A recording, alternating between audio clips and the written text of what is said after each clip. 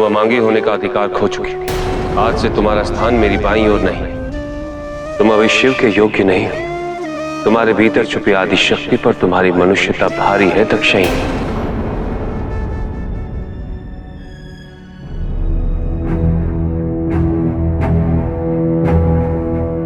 माता सती दुखी प्रतीत हो रही है और दुख निर्बलता का प्रतीक है। माता की यह निर्बलता ही मेरी जीत का कारण बने। नारायण नारायण।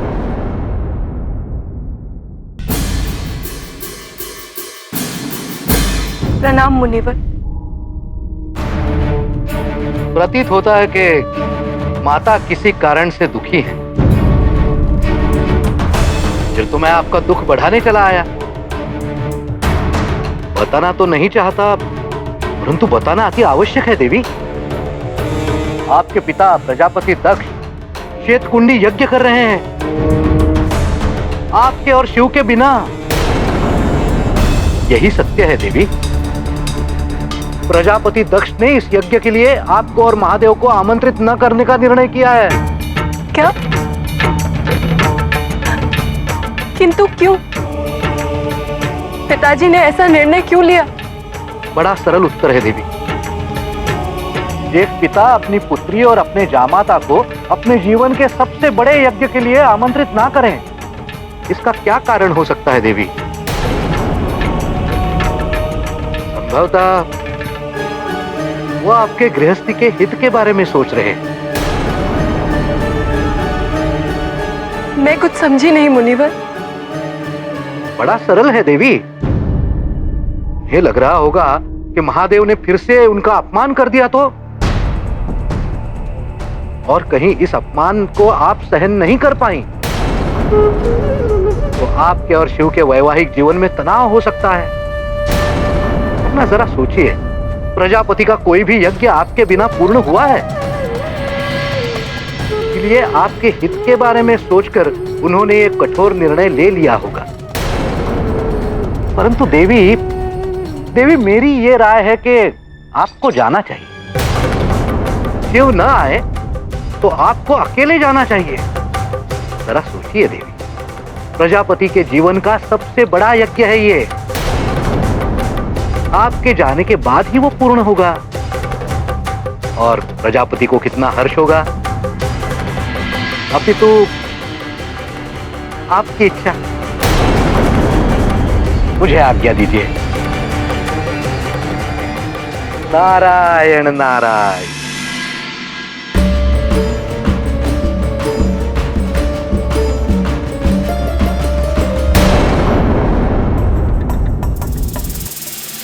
ठहरो। सांसारिक प्राणियों का यहाँ से आगे जाना निषिद्ध है। स्वर नीचे करके बात करो।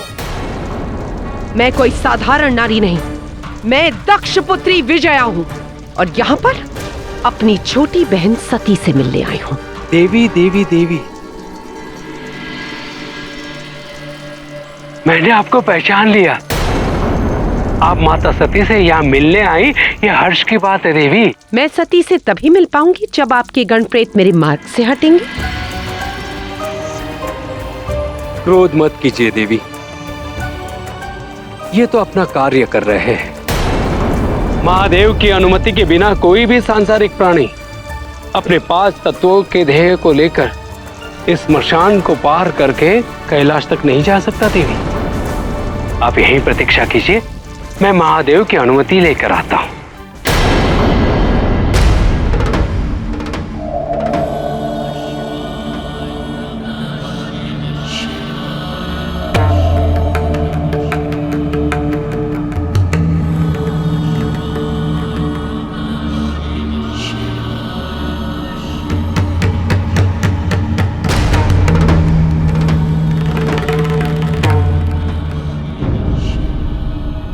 माता, आपकी बड़ी बहन विजया आपसे मिलने आई है। क्या? विजया दीदी मुझसे मिलने आई है? कहाँ है वो? स्मशान के उस पार। क्या आपने उन्हें वहां क्यों रोक दिया? यहाँ मेरे पास क्यों नहीं लेकर आए?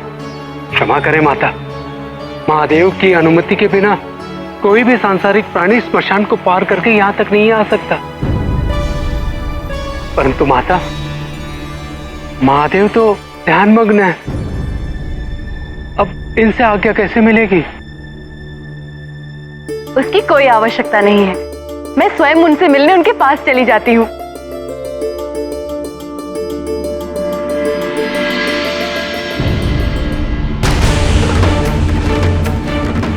दीदी, सती,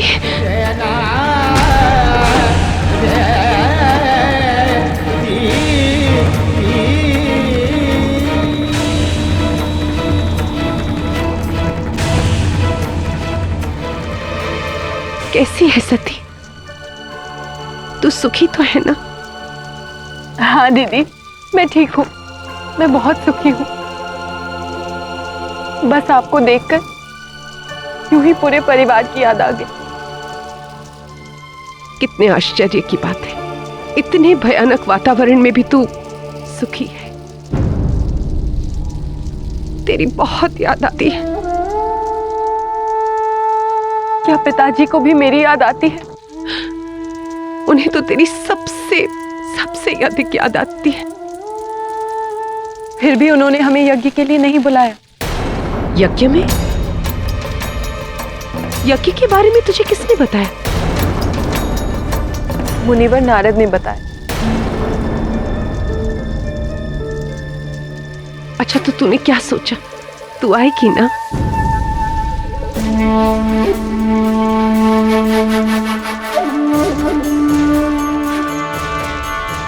पिताजी तुझे कितना याद करते हैं, कितने विवश हैं वो शिव की वजह से।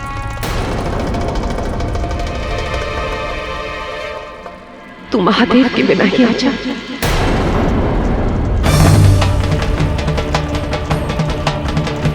यदि तू अकेली भी आएगी ना तो पिताजी बहुत प्रसन्न हो जाएंगे। पता नहीं दीदी, महादेव मुझे अनुमति देंगे या नहीं। सती, वो तेरे पति हैं, परंतु माता पिता के घर जाने के लिए पति की अनुमति अनिवार्य नहीं है।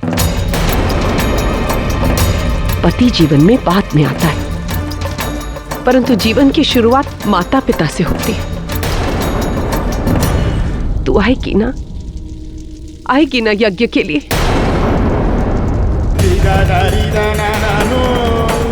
तुझे यज्ञ में आना ही चाहिए सती। तुझे शिव की अनुमति मिले या ना मिले। पिताजी के जीवन का ये अंतिम यज्ञ है। अपने पिता के लिए तू इतना तो कर सकती है। बोल, तू आएगी ना?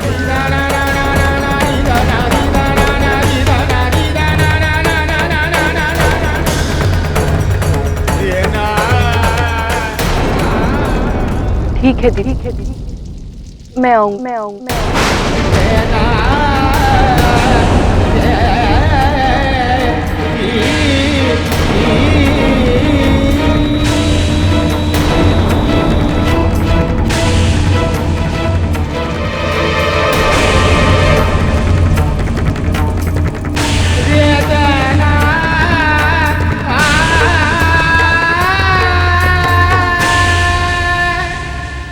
बहुत प्रसन्नता हुई ये देखकर कि विवाह के उपरांत भी हमारी सती ने अपने आत्मसम्मान का समर्पण नहीं किया।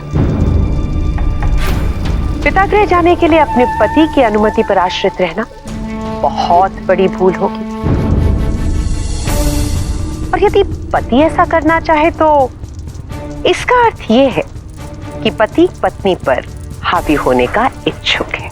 नहीं दीदी, मेरे शिव ऐसे नहीं हैं। ये सत्य है कि उनको पूरी तरह से समझ पाना असंभव है, किंतु मैं इतना अवश्य जानती हूँ कि वो मुझसे अत्यंत प्रेम करते हैं। आज तक मुझे इस बात की अनुभूति कभी नहीं हुई कि वो मुझ पर हावी होने का प्रयास कर रहे हैं। ये मेरी इच्छा है कि मैं उनकी अनुमति लेकर ही इस यज्ञ में पधारूं। ये तुम भी जानती हो सती कि महादेव तुम्हें आने की अनुमति कभी नहीं देंगे। तुम इस यज्ञ में नहीं आ पाओगी सती। मैं आऊंगी। ये तुम मुझे सांत्वना देने के लिए कह रही हो? मैं आऊंगी दीदी। अब तुम स्वयं को सांत्वना दे रही हो। मैं आऊंगी दीदी, मैं आऊंगी। मैं अवश्य आऊंगी। और तुम मुझसे कह रही हो कि तुम्हें कोई दुख नहीं? अपने दुख का कारण अपनी बहन से नहीं कहोगी? क्या तुम्हारी इच्छा है कि मैं यहाँ से विचलित होकर जाऊं? मुझसे बहुत बड़ी भूल हो गई दीदी, और उसके कारण उन्होंने मुझसे वमांगी होने का अधिकार छीन लिया। देखा, अपने अहंकार की पूर्ति के लिए वो कुछ भी करेंगे। नहीं दीदी, नहीं, भूल मेरी ही थी। मैंने अपने वचनों का पालन नहीं किया और उन्हें ऐसा करने पर विवश कर दिया। ये फल केवल मेरे कर्मों का है।